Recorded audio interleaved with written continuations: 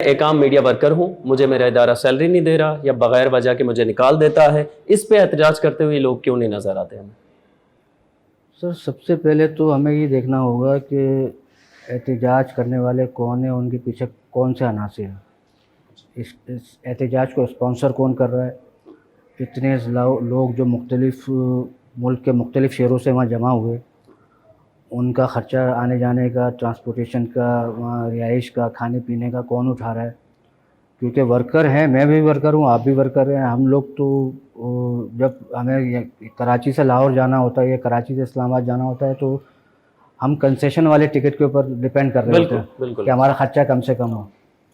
तो लोग जब यहाँ से जहाज़ों में जाएंगे और वहाँ जाके एक धरना अटेंड करेंगे और उस धरने का रिज़ल्ट भी सबके सामने है कि कोई हासिल वसूल कुछ भी नहीं हुआ, सिर्फ एक ड्रामा, एक शोर शराबा है और कुछ नहीं। अच्छा। उसका रिज़ल्ट अगर किसी को पता है तो मुझे बता दे कि उस धरने का नताइज सामने क्या है।